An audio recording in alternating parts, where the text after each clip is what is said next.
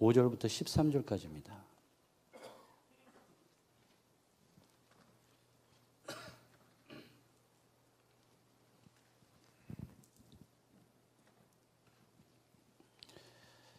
제가 봉독하도록 하겠습니다. 또 너희는 기도할 때에 외식하는 자와 같이 하지 말라. 그들은 사람에게 보이려고 회당과 큰 거리 어귀에 서서 기도하기를 좋아하느니라. 내가 진실로 너희에게 이르노니 그들은 자기 상을 이미 받았느니라. 너는 기도할 때에 내 골방에 들어가 문을 닫고 은밀한 중에 계신 내 아버지께 기도하라. 은밀한 중에 보시는 내 아버지께서 갚으시리라. 또 기도할 때 이방인과 같이 중언부언하지 말라. 그들은 말을 많이 하여야 들으실 줄 생각하느니라. 그러므로 그들을 본받지 말라. 구하기 전에 너희에게 있어야 할 것을 하나님 너희 아버지께서 아시느니라. 그러므로 너희는 이렇게 기도하라. 하늘에 계신 우리 아버지여, 이름이 거룩히 여김을 받으시오며 나라가 임하옵시며 뜻이 하늘에서 이루어진 것 같이 땅에서도 이루어지이다. 오늘 우리에게 일용할 양식을 주시옵고 우리가 우리에게 죄 지은 자를 사하여 준 것 같이 우리 죄를 사하여 주시옵고 우리를 시험에 들게 하지 마시옵고 다만 악에서 구하시옵소서. 나라와 권세와 영광이 아버지께 영원히 있사옵나이다. 아멘. 우리 말씀을 듣기 전에 잠시 기도하고 말씀을 듣기를 원합니다. 제가 기도하고 우리 하나님의 말씀을 듣기를 원합니다. 하나님 감사합니다. 오늘도 주님 앞에 나아갑니다. 하나님 예배하게 하시니 너무나도 감사합니다. 이 예배 가운데에 하나님의 말씀을 듣고 하나님께서 원하시는 것, 하나님이 이루시고자 하는 것을 알게 하시고 그 뜻을 따라 살아갈 수 있도록 하나님 축복하여 주옵소서.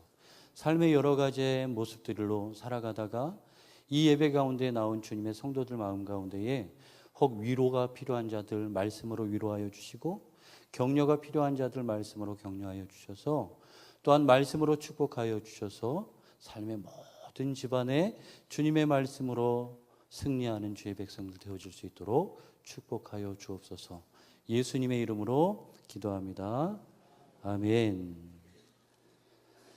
오늘 하나님의 말씀은 하나님을 향한 우리의 기도라는 제목으로 여러분들이 너무나도 잘 알고 있는 말씀을 가지고 함께 나누기를 원합니다. 우리 한번 따라서 할까요? 하나님을 향한 우리의 기도.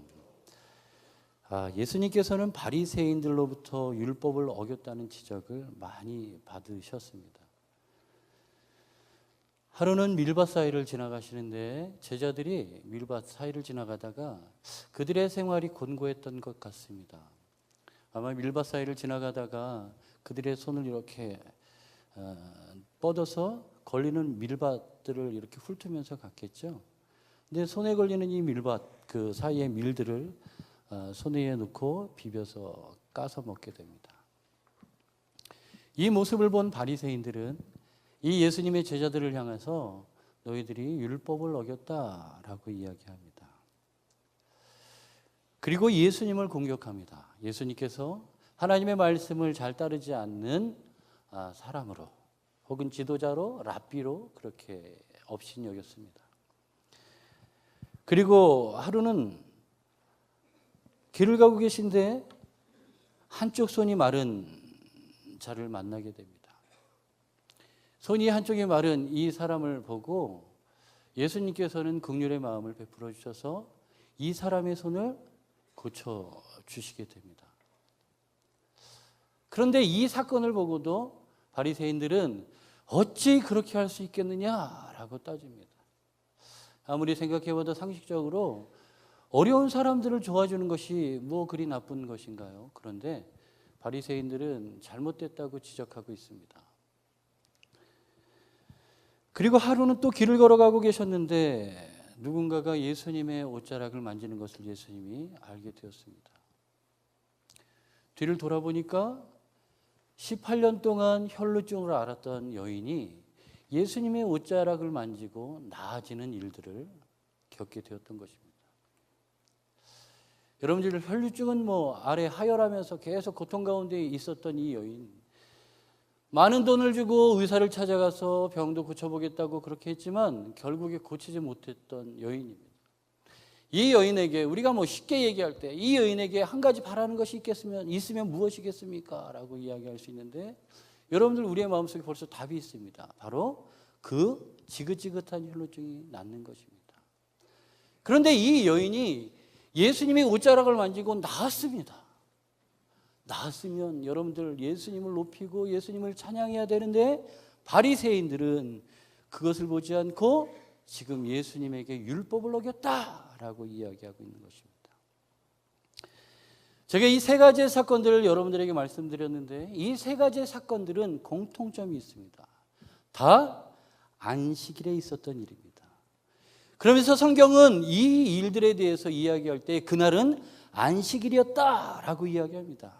그래서 바리새인들이 율법에 대해서 너무나도 잘 알고 있는 바리새인들이 예수님에게 대해서 이야기할 때 어찌 그럴 수 있느냐, 어찌 안식일을 어길 수 있느냐, 안식일 가운데 어떻게 너희가 그런 일들을 행할 수 있느냐, 그것은 하나님에게 위배된 것이다 라고 이야기하고 있는 것입니다. 그것으로 예수님을 공격했습니다.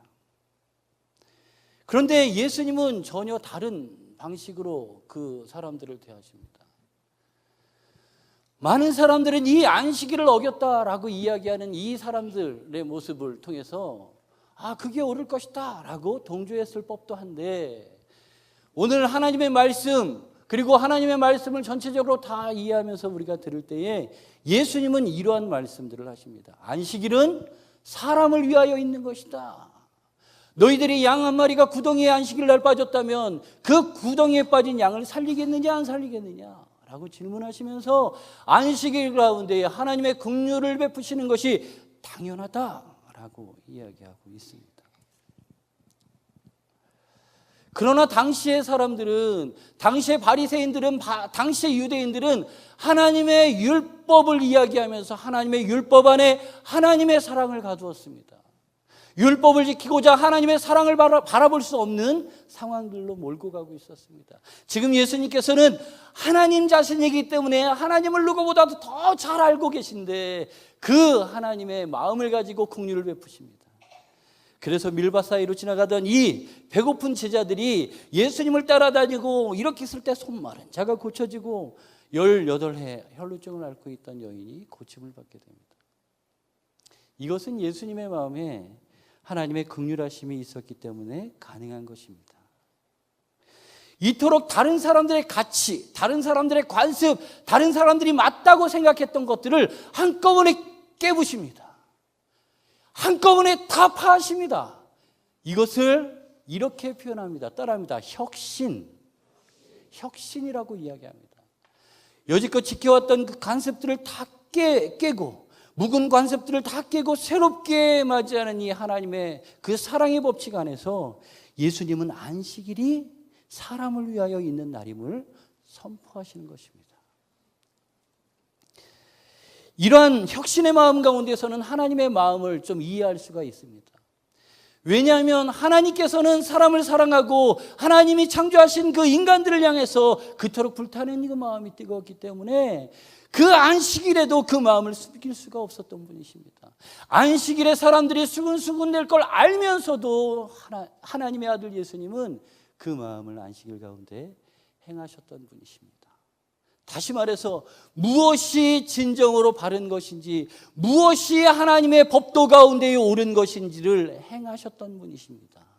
다른 사람들이 그것이 맞다 틀리다 그렇게 얘기할지라도 하나님께서는 그것이 사랑을 베푸는 일이고 그것이 긍휼을 베푸는 일이기 때문에 안식일에도 예수님은 사랑을, 긍휼의 마음을 베푸셨던 것입니다. 이것이 바로 예수님의 혁신입니다. 이러한 예수님의 혁신의 마음을 우리는 오늘 본문 가운데서 좀 볼 수가 있습니다. 오늘 본문 가운데서 기도하는 이 내용들이 나오는데 여러분들 제가 이렇게 질문해 보겠습니다. 기도는 왜 하는 것입니까?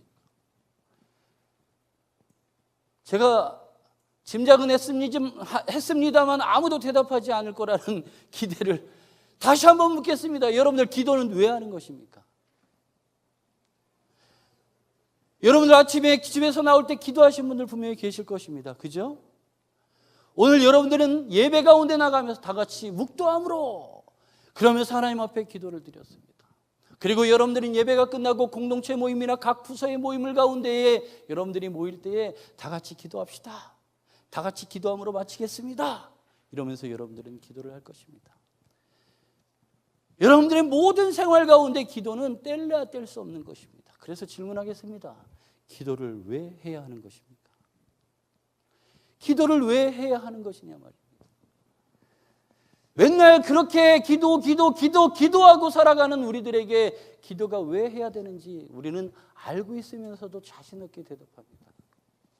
따라합니다. 항상 기뻐하라, 쉬지 말고 기도하라, 범사에 감사하라.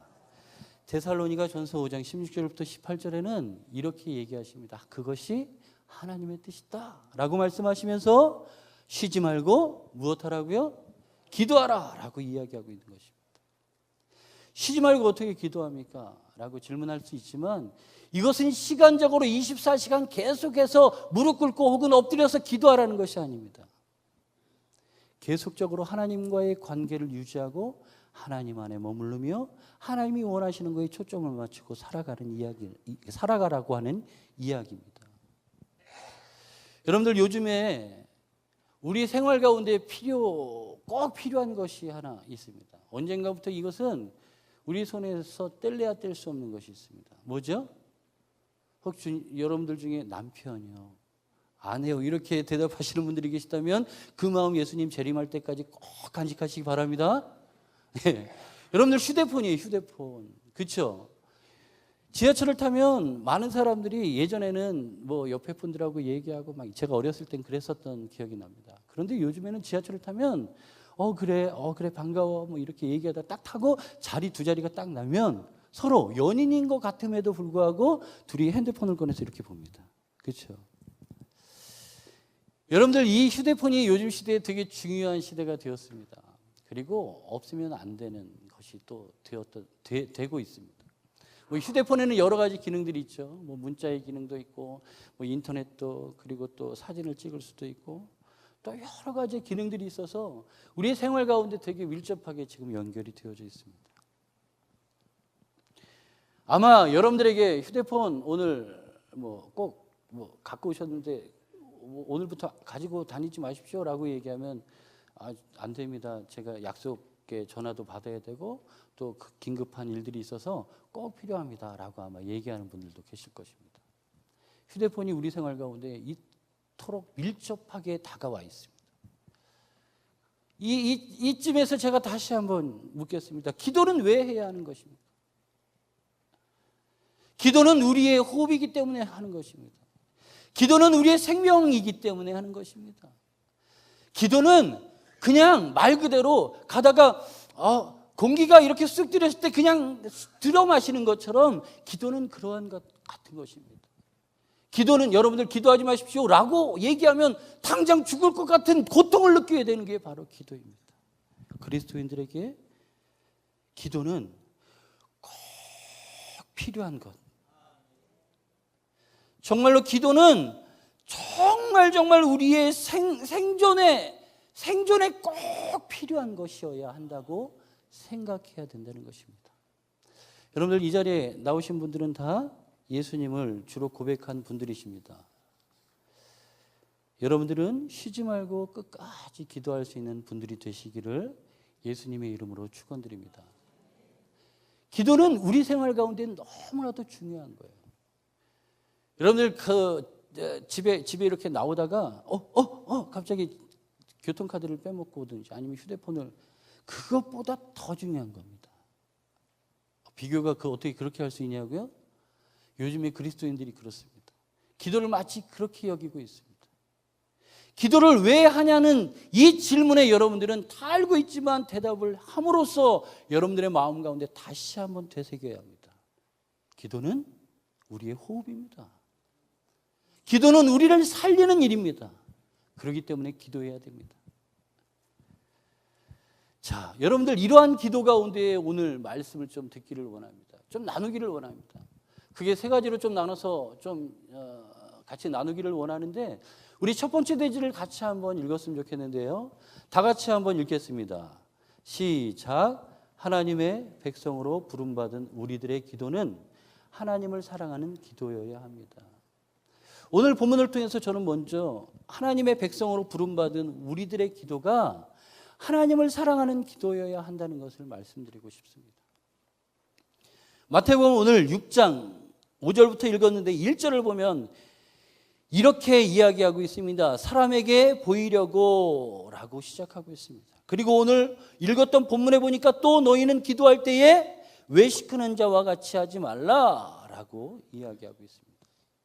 지금 외식하는 자와 같이 하지 말라라고 얘기하는 것은 외식하는 자와 같이 기도하지 말라라고 이야기하는 것입니다. 그들 앞에서, 사람들 앞에서 보이려고 외식하지 말라고 이야기하는 것입니다. 당시 유대인들은 기도의 시간이 있었던 거 아시죠? 아침 9시, 점심에, 그리고 오후 3시에.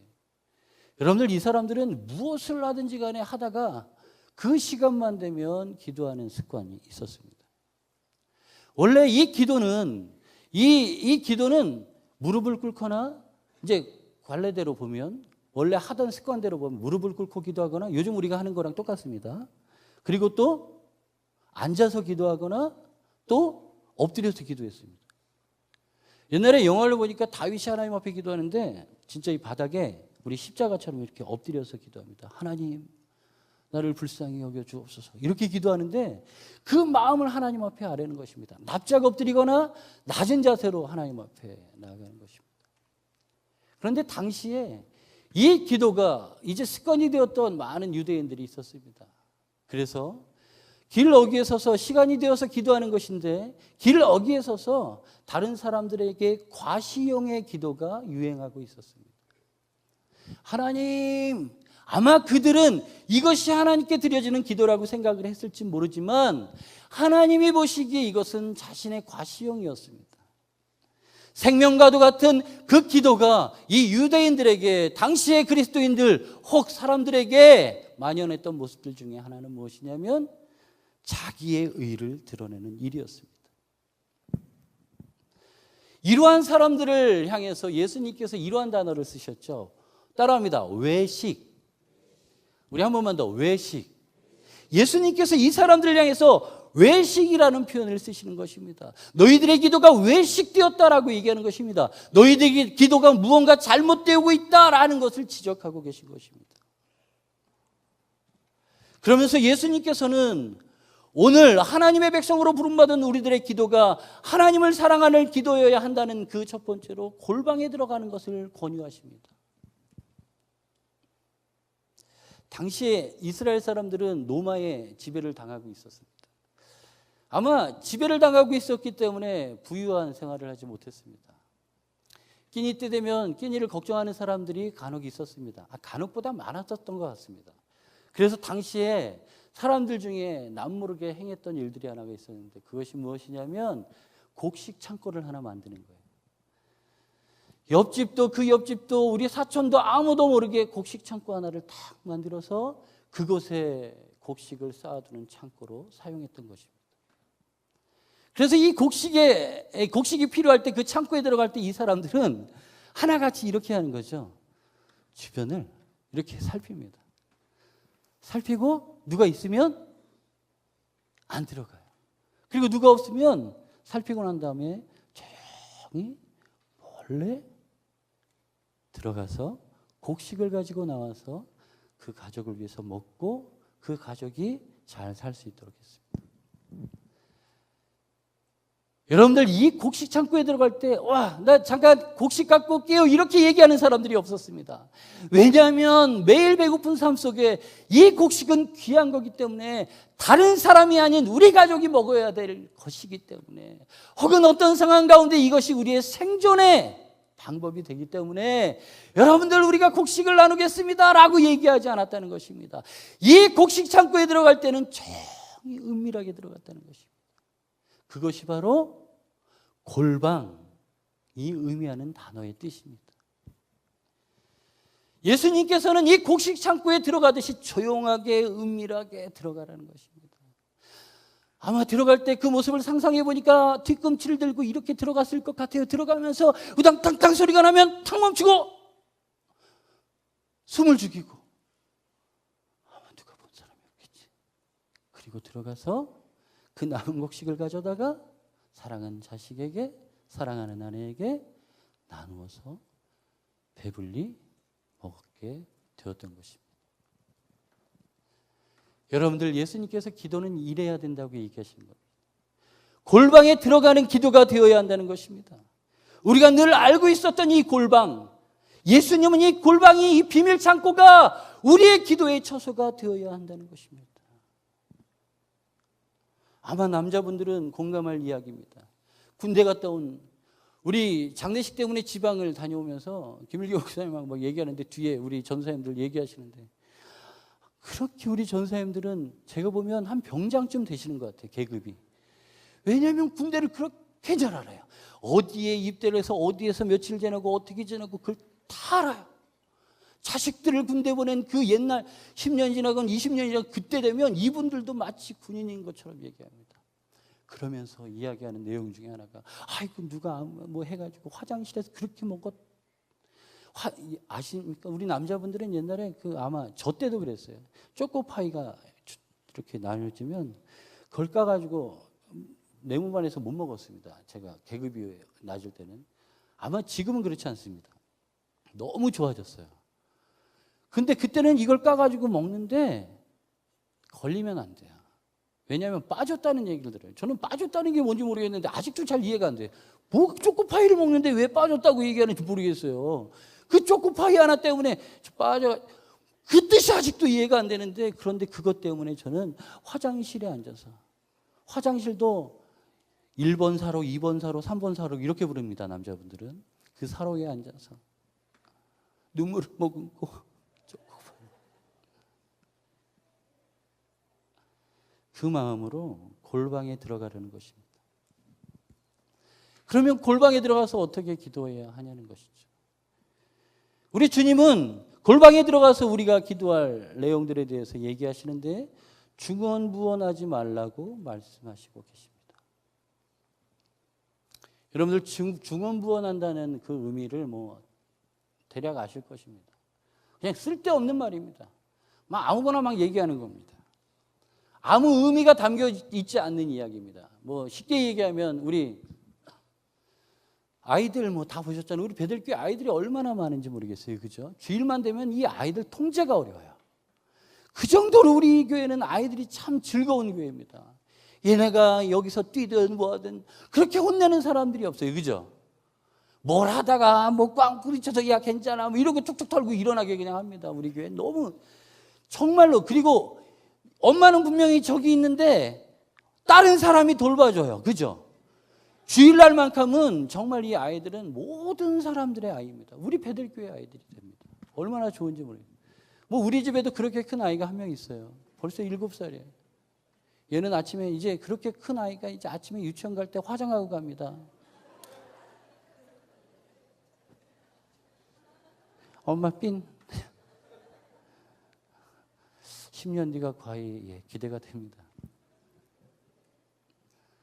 아이들 어릴 때 있잖아요. 아니 어릴 때는 맨 처음에 태어나가지고 이렇게 웁니다. 그런데 어느 정도 시간이 지나면 이제 말을 배우기 바로 직전에 뭘 하죠? 옹알이를 하죠. 우리 라헬이 말레이시아에 가 있어요. 그죠? 담임 목사님께서 할아버지 그랬다고, 할머니 그랬다고 저 말씀하시는데 저는 100% 그 이상 동감이 됩니다. 옹알이를 시작합니다. 그런데 솔직하게 그 아이의 입장에서 보면 아무 의미 없이 그냥 이러는 거예요. 돌리는 그 느낌도 좋고 그렇게 하는 것입니다. 아유 아빠를 했다고 그렇게. 우리 다 그런 경험들이 있지 않습니까? 여러분들 이 아이가 옹알이 하는 것이 바로 중언부언하는 의미입니다. 아무 의미가 담겨져 있지만 뭔가 그렇게 기도하는 것이 바로 중언부언하는 기도인데 그것을 그렇게 하지 말라고 얘기하는 것입니다. 하나님 앞에 기도할 때 그렇게 하지 말라는 것입니다. 하나님 앞에 기도드리는 이 골방의 기도 가운데에 하나님 앞에 아무 쓸데없이 아무 의미 없이 그렇게 기도하지 말라는 것입니다. 다시 말하면 이 기도는 하나님을 향한 기도여야 한다는 것입니다. 외식하는 사람들의 문제가 뭐냐면 하나님을 향한 기도가 사람을 향해 있기 때문에 잘못된 것입니다. 기도가 하나님을 향해서 올려져야 하는데 사람을 향해서 두 손을 번쩍 들고 내가 기도하고 나의 의를 이루고 있다고 얘기하는 제스처를 보이기 때문에 잘못된 것입니다. 지금 예수님께서는 이 기도에 대한 교훈들을 통해서 우리에게 그 기도는 오직 하나님을 향해서 되어져야 한다는 것입니다. 그러면서 8절에 얘기하는 것이 그들을 본받지 말라라고 이야기합니다. 본받지 말라는 것은 닮지 말라라고 얘기하는 거예요. 다시 말해서 아까 예수님이 지적하신 것처럼 외식하지 말라라고 얘기하시는 것입니다. 여러분들 외식하는 사람들 기도를 하나님이 받으셔야 되는데 그 기도를 사람들이 향해서 드리는 이 외식의 사람들은 하나님을 사랑하는 마음이 없기 때문에 그렇게 하는 것입니다. 여러분들, 저는 제 아내가 참 사랑스럽습니다. 그거는 믿거나 말거나 그냥 믿어주시기 바랍니다. 그런데 때로는 강제와 협박과 여러 가지 어떤 상황에 처진 가운데 저는 그냥 고개를 떨고 마치 도살장에 끌려가는 양처럼 제가 이렇게 끌려가는 마음으로 그 일을 할 때가 있습니다. 그러나 그 마음의 중심은 아내를 사랑하는 마음으로 믿거나 말거나 그렇습니다. 그런데 제가 그렇게 끌려가더라도 저기 있는 아니면 다른 일들을 염두에 두고 그렇게 했다고 치면 여러분들 그것은 진실이 아닐 것입니다. 하나님을 향해서 기도해야 하는 이 기도가 사람들을 향해서 되어지고 있었던 것입니다. 그것을 예수님은 외식이라고 닮지 말라라고 얘기하시는 것입니다. 예수님께서는 이렇게 얘기하시면서 이 외식하지 말라라고 얘기하시는 것은 하나님을 사랑하는 마음으로 기도해라 라고 얘기하시는 거예요. 하나님을 바라보면서 기도해라. 그 기도가 어디가 끝인지 알고 기도해라 라고 얘기하는 거예요. 골방에 들어가서 사람들에게 떨어지는 그 기도를 하지 말고, 사람들이 듣고 그 귀에 즐거운 기도를 하지 말고, 하나님을 향한 기도, 그 기도의 중심에 하나님을 사랑하는 마음을 담고 오직 하나님 앞에 외식하지 않는 기도, 그것을 하는 것을 예수님께서는 우리들에게 알게 하시는 것입니다. 여러분들은 골방에서 중언부언하지 않으며 하나님을 사랑하는 마음으로 기도하는 삶을 살기를 예수님의 이름으로 축원드립니다. 아멘. 우리 두 번째입니다. 우리 두 번째도 한번 다 같이 읽어볼까요? 시작. 하나님을 사랑하는 자들은 하나님의 나라를 위하여 기도해야 합니다. 나라를 위한 기도여야 합니다. 예, 저거나 이거나 똑같습니다. 예, 하나님을 사랑하는 자들의 기도는 하나님의 나라를 위한 기도여야 한다는 것입니다.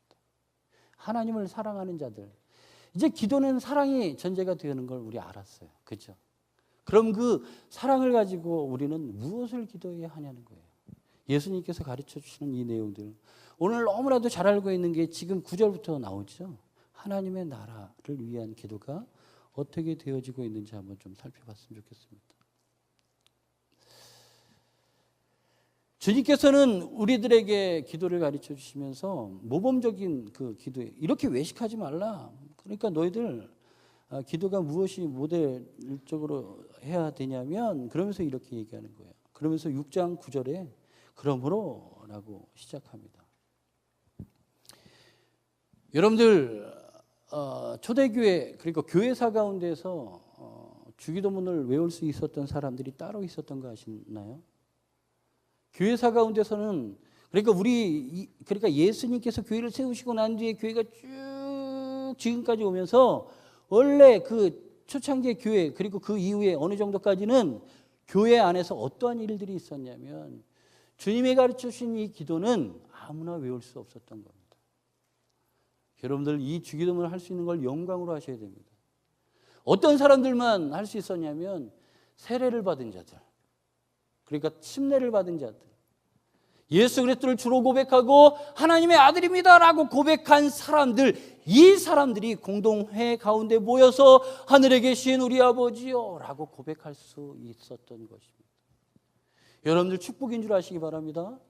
아무 때나 이 주님의 가르치신 기도를 우리가 그 의미를 되새기면서 기도할 수 있다는 것은 얼마나 놀라운 축복인지 모르겠습니다. 우리 예수님께서는 모델적으로 이 주님의 가르치신 기도를 가르쳐 주시는데, 그러므로 이렇게 기도하라, 이렇게 중요한 이 주님의 기도문을 기도할 때에 처음을 이렇게 시작하라고 이야기합니다. 따라합니다. 하늘에 계신, 이렇게 이야기하면서 시작하고 있습니다. 여러분들, 하늘은 어떤 곳입니까? 하나님이 계신 곳입니다. 하늘은 하나님의 보좌를 의미합니다. 여러분들, 하나님이 얼마나 크시죠? 너무 크십니다. 그래서 우리는 한자로 표현할 때 무소부채하신 하나님이라고 표현합니다. 우리가 알고 있고 우리가 모르는 그곳, 어느 곳, 하여간 공간적인 개념, 모든 창조되어진 모든 것들 가운데 하나님은 안 계신 곳이 없습니다 라는 뜻이에요. 하나님은 어디에든지 계신데, 그 하나님이 얼마나 크신 하나님이신데 고작 하늘에 비교하겠습니까? 제가 이렇게 말씀드리면 하늘은 하나님의 보좌, 하늘에 하나님이 저기 계시구나, 이렇게 표현하는 이 안에는 상징적인 의미가 담겨져 있겠구나라고 좀 알면 되시겠습니다. 다시 말해서 인간적으로 볼 때 가장 큰 게 하늘입니다. 그렇기 때문에 그 하늘을 빗대어서 그 하나님이 계신 곳이라고 이야기하는 것입니다.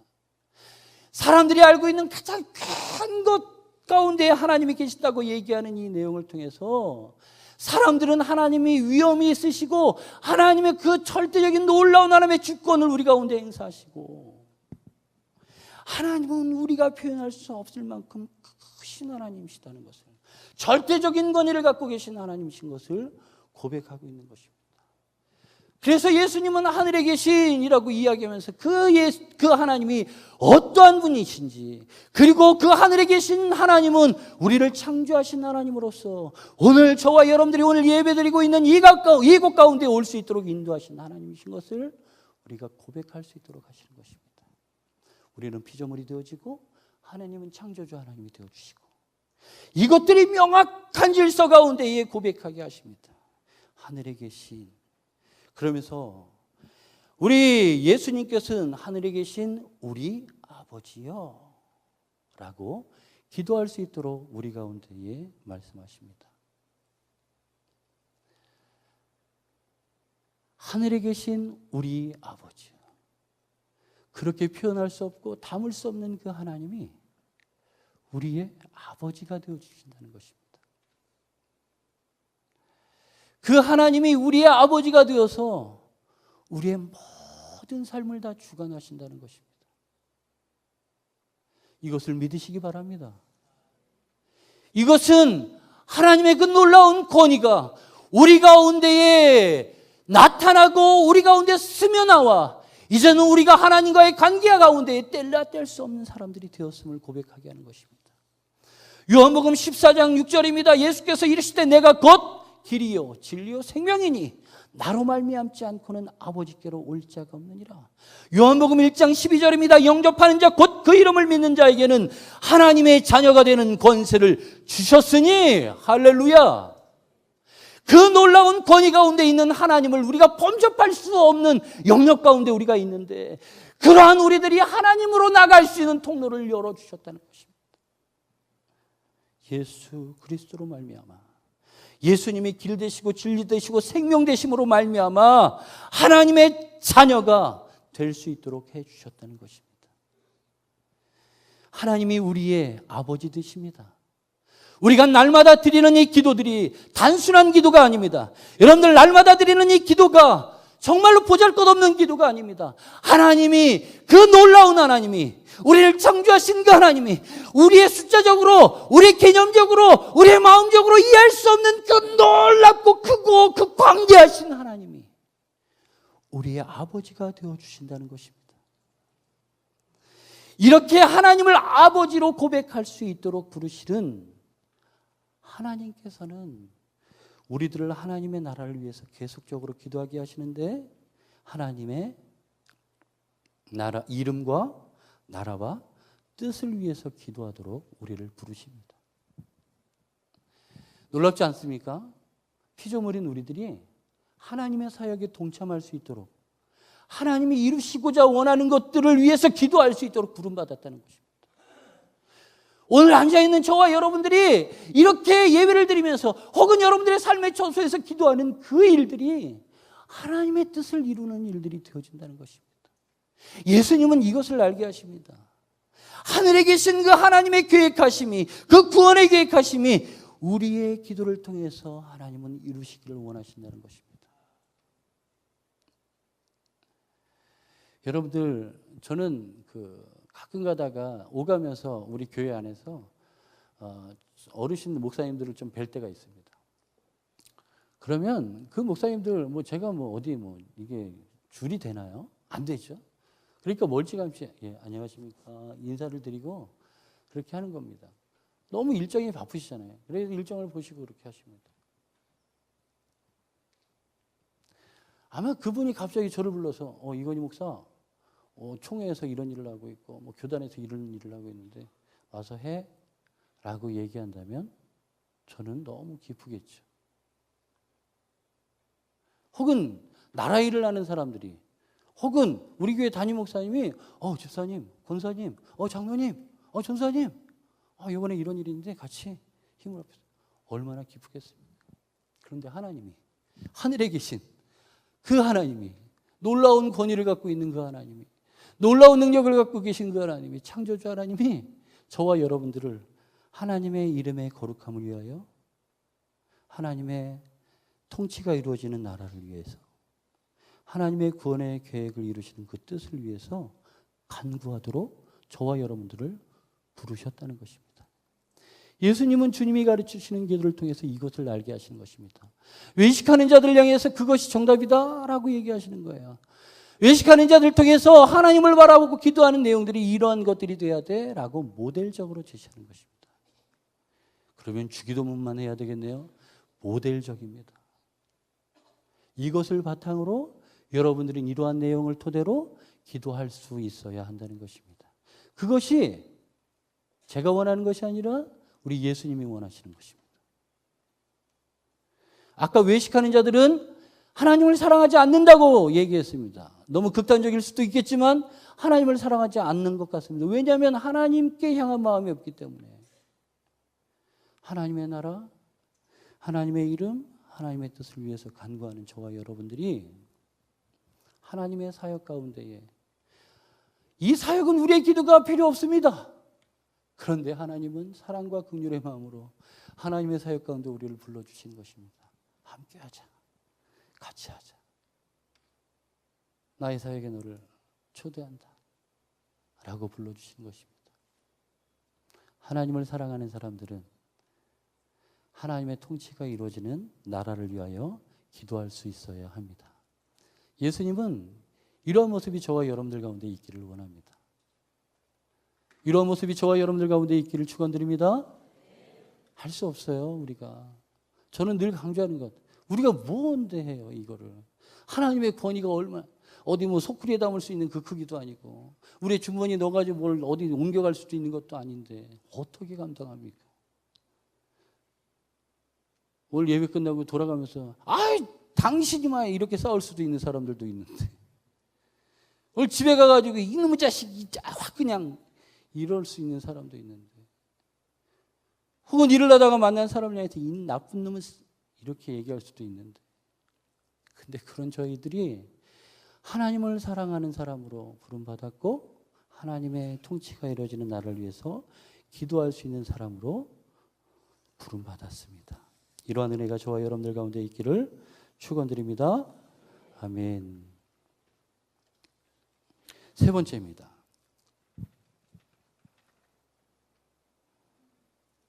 우리 다 같이 읽어보도록 하겠습니다. 시작.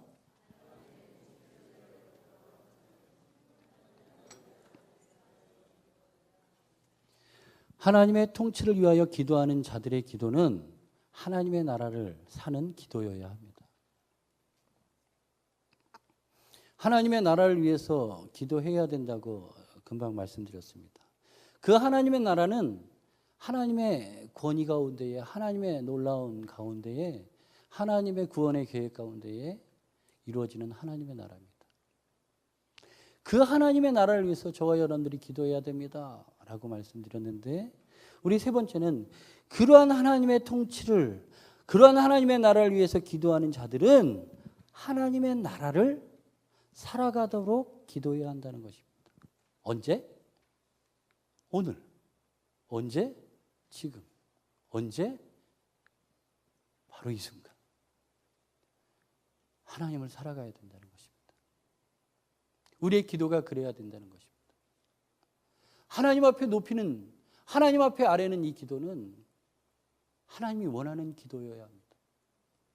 앞에 하나님의 나라 통치를 위해서 기도한 이 내용들이 하나님과의 관계 가운데 있다면 지금부터의 이 내용들, 11절부터 13절까지의 내용들은 우리 이 땅 가운데 사람 살아가는 이 관계 가운데 나타나는 일들입니다. 먼저 11절을 우리가 한번 좀 읽어볼까요? 이거는 정말 저는 기도를 해도 저도 헤어나올 수가 없는 이 기도의 제목입니다. 11절입니다. 시작. 오늘 우리에게 일용할 양식을 주시옵고. 일용할 양식을 위해서 기도하라는 것입니다. 무엇을 먹을까, 무엇을 입을까 걱정하지 말라고 얘기하시는 그 주님 앞에서 우리는 일용할 양식을 구해야 된다는 것입니다. 여러분들 일용할 양식을 구하는 것이 쉽습니까? 어렵습니까? 너무 어려워요. 정말 어렵습니다. 한 끼니를 위해서 기도한다는 것 너무 비참합니다. 너무 힘듭니다. 여러분들 일용할 양식을 위해서 기도한다는 것은 하나님을 사랑하고 하나님의 통치를 인정하고 고백하는 사람들이 드릴 수 있는 기도입니다. 여러분들 하루에 한 끼니를 위해서 기도한다는 것이 쉽지 않습니다. 하나님을 사랑하는 마음으로 그 가운데 하나님의 통치가 이루어지기를 원하는 마음으로 이 한 끼가 나에게 주어지는 이 한 끼가 하나님을 인정하는 한 끼가 되어질 수 있다는 것은 놀라운 일입니다. 내가 한 달 동안 열심히 일해서 벌어지는 이 월급이 나한테 들어오는, 그리고 그것을 주시는 것이 사장님이 아니라 하나님이 되어진다는 것을 인정하기에는 너무 어렵습니다. 주관하는 여러 가지 일들을 통해서 하나님 나에게 부어주시옵소서 기도하는 그 기도 가운데에 우리는 하나님의 축복을 바라고 기도합니다. 제가 제 아내랑 얘기할 때 자주 이야기하는 것이 있습니다. 베델교회에서 설교 들으면 그렇게 살면 안 돼. 우리가 그렇게 살면 안 돼. 왜냐하면 우리 교회는, 제가 참 교육자 생활을 여러 해, 우리 선배 목사님들에 비하면 아주 택도 없지만 그래도 밖에 나가면 그래도 몇 년 더 한 사람인데, 경험해 보면 우리 교회 목사님처럼, 담임 목사님처럼 설교하시는, 그리고 우리 교회 목사님들처럼 설교하시는 목사님들이 드뭅니다. 잘 돼도 하나님의 뜻, 안 돼도 하나님의 뜻이라는 것입니다. 그걸 인정하는 게 얼마나 어려운지 모르겠습니다. 한 끼가 내 밥상에 올라오는 것, 그것이 하나님의 뜻이라는 것. 베델교회에서는 그렇게 말씀을 듣습니다. 이것도 또한 하나님의 인도하심이다. 그걸 알면서 우리는 우리의 마음속에 저 밑에서 그래도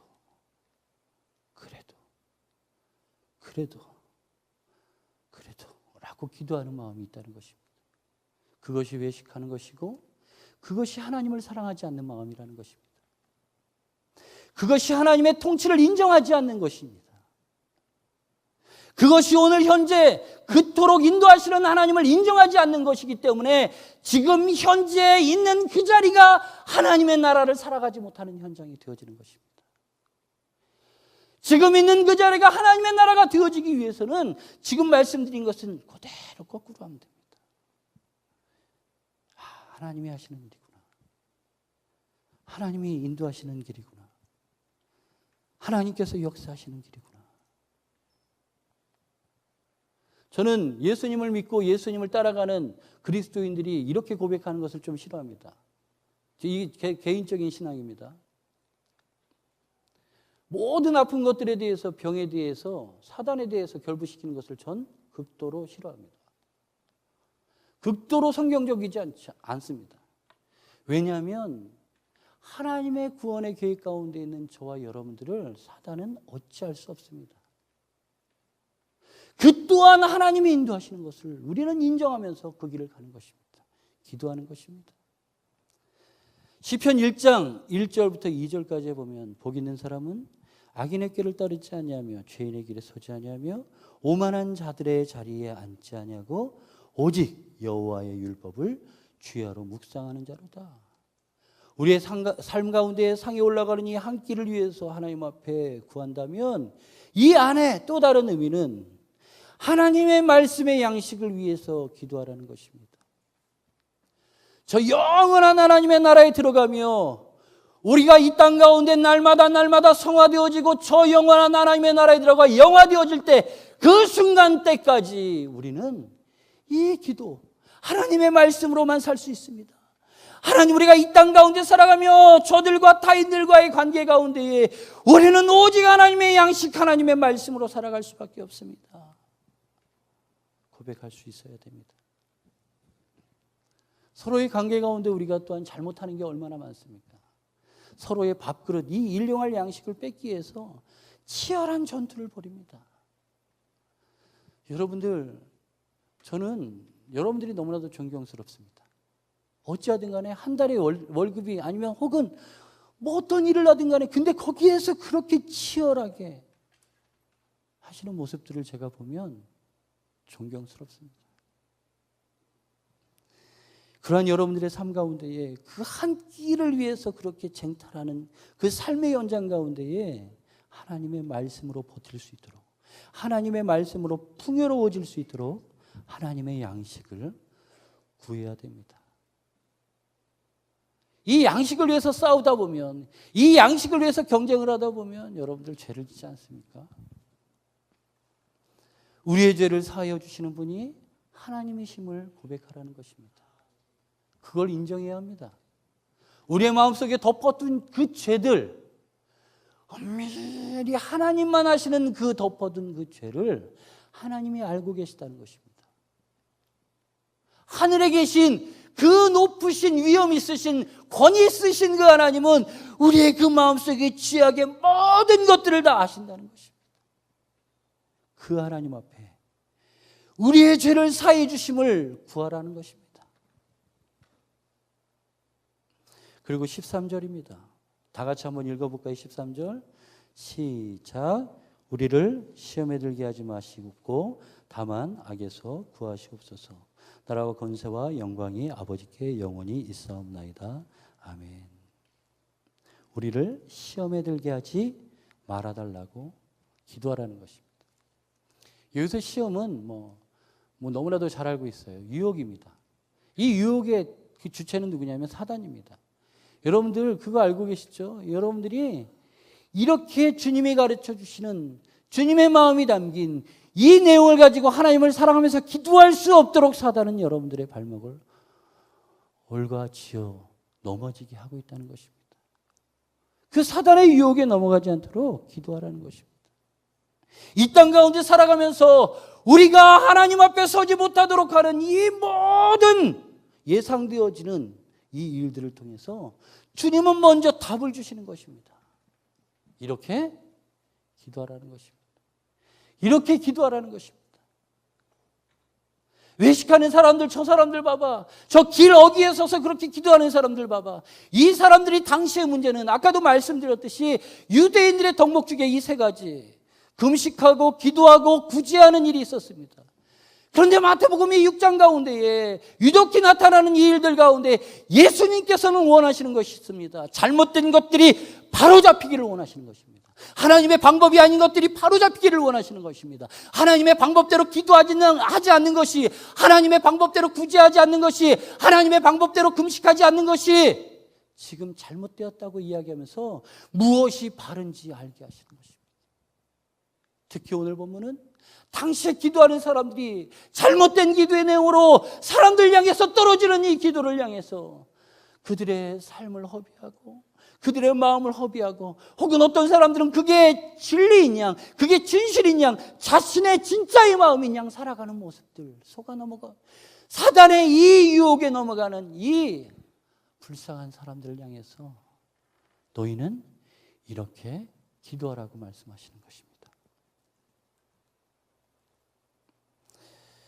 그러면서 13절 맨 마지막에 우리가 힘을 얻을 수 있는 말을 예수님께서 하십니다. 하나님의 나라를 위해서 기도하고 그리고 이 땅 가운데 삶을 위해서 기도해야 되는 이것들이 가능한 이유에 대해서 말씀하십니다. 할 수 없는데 가능하도록 이야기하는 이 13절 마지막 절에 이렇게 얘기합니다. 나라와 권세와 영광이 아버지께 영원히 있사옵나이다. 다 같이 따라합니다. 아멘. 아멘. 아멘. 아멘입니다. 원래 우리는 예전에 성경에 대개 나라와 권세와 영광이 아버지께 영원히 있사옵니다. 여기서 대개라는 것은 저 영동에 가면 큰 대개를 얘기하는 것입니다. 이렇게 얘기하면 옛날에는 아멘 이랬었는데 요즘엔 그 누구도 아멘을 하지 않습니다. 이 대개는 왜냐하면이라는 뜻입니다. 이렇게 우리가 하나님의 나라, 우리가 부족하고 연약하고 죄 많은 우리들이 하나님의 나라의 사역에 동참하는 기도를 하며 이 땅 가운데 하나님이 원하는 삶을 살 수 있도록 하나님의 나라를 이룰 수 있는 기도를 할 수 있는 이유는 왜냐하면 그 나라가 그 권세가 영광이 아버지의 것이기 때문에 그렇습니다. 아멘. 사단의 것이 아니라 아버지의 것이기 때문에 우리는 이러한 기도를 할 수 있는 것입니다. 제가 자꾸 가족 얘기해서 죄송합니다. 시은이는 참 저에게 참 어찌할 수 없는 참 기도의 제목입니다. 얼마 전에는 갑자기 아빠 둘림이점 주님 앞에서 응답받은 것처럼 저에게 와서 고백합니다. 아빠 둘림이점 쌍문동에 있습니다. 쌍문동에 가면 둘림뮤지엄이 있습니다. 아주 크게 만들어놨습니다. 가면 아이들 도봉구 아이들은 50% DC가 됩니다. 거기 아빠 둘림뮤지엄 그래서 갔습니다.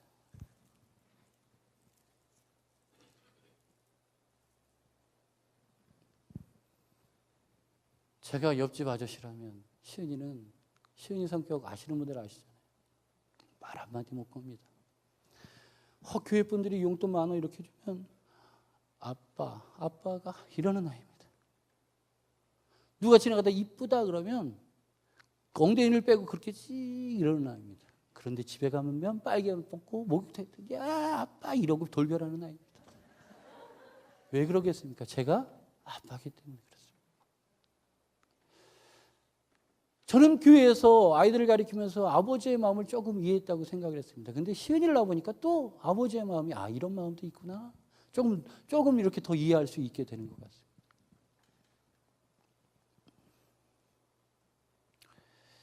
나라와 권세와 영광이 아버지께 영원히 속해 있기 때문에 우리는 그의 자녀된 도리로서 하나님의 나라를 위해서 우리의 자신의 삶에 지금 현재의 삶이 하나님의 나라가 되기를 위해서 기도할 수 있어야 된다는 것입니다. 말씀을 이제 마치도록 하겠습니다. 하나님께서는 우리의 관습을 깨시고 기도하시도록 혁신하신 분이십니다. 이전에 그렇게 살았던 모든 것들을 가치관들을 아주 냉정하게 다 파하신 분이십니다. 우리가 예수님을 믿고 살아가기 이전의 삶을 되돌아보면 하나님께서 우리의 가치관을 얼마나 돌려놓으셨던지, 하나님께서 우리의 삶을 얼마나 다른 삶이 되게 하셨는지 알 수 있습니다. 하나님께서는 우리의 관습을 깨시고 우리의 가치관을 바꾸시고 우리가 이제 하나님의 뜻에 합한 기도를 할 수 있는 주님의 백성으로 온전히 서기를 원하십니다. 그러기 위해서는 우리의 기도가 하나님을 향한 기도가 되어야 하겠습니다. 사람들이 내 사정을 알면 하나님이 움직이지 않으냐 하시면 그 무엇도 어찌할 수가 없습니다. 여러분들 다 경험해 보셨죠? 아시지 않습니까? 여러분들 하나님을 향한 기도를 하십시오. 하나님을 향한 기도는 하나님이 원하시는 기도를 할 준비가 스탠바이가 딱 된 거예요. 하나님을 사랑하는 마음이 있는 사람들입니다.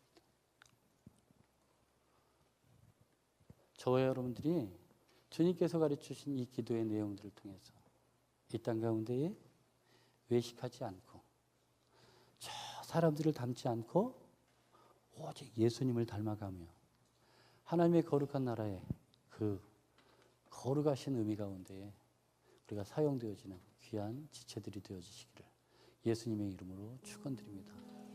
아멘. 잠시 기도하겠습니다.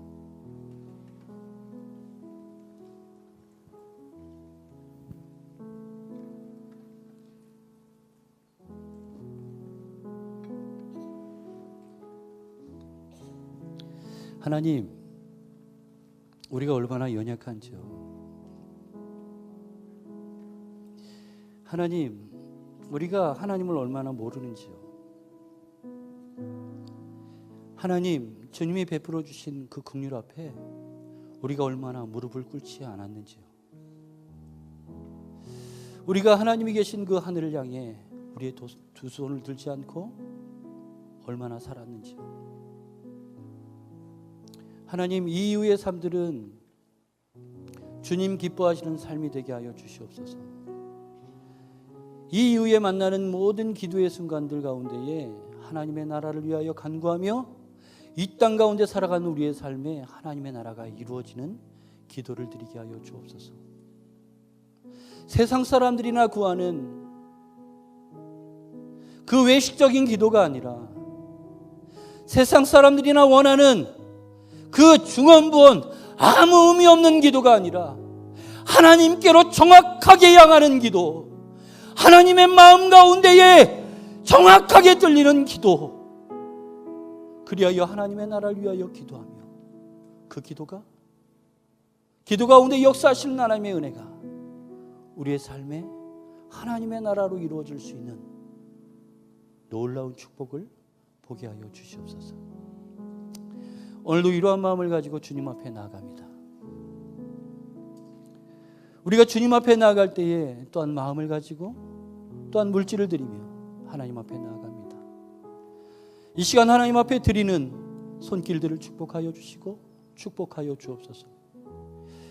이들의 삶의 연장 가운데에 일용할 양식을 위해서 그토록 힘들게 살았는데 그 일용할 양식을 위해 살아가는 현장이 하나님의 나라가 임하는 자리가 되게 하여 주옵소서. 하나님의 나라를 인정하는 자리가 되게 하여 주옵소서. 그리하여 드려지는 이 물질들이 다시금 하나님의 나라의 확장을 위하여 쓰여지게 하시고 더 많은 사람들이 예수님을 믿으며 예수님 앞에 나아가는 예물로 사용되어 줄 수 있도록 축복하여 주옵소서. 혹시 물질이 없어 드리지 못하는 손길들이 있습니까? 동일한 은혜로 채워주셔서 저들의 마음을 예물로 받아주시고 저들의 상한 심령을 찢어 주님 앞에 드리며 나아가는 이 시간 하나님의 긍휼하심으로 하늘의 문을 열고 주님의 은혜를 퍼 주옵소서. 주님의 은혜로 이 땅을 살게 하여 주옵소서. 축복하며 예수님의 이름으로 기도합니다.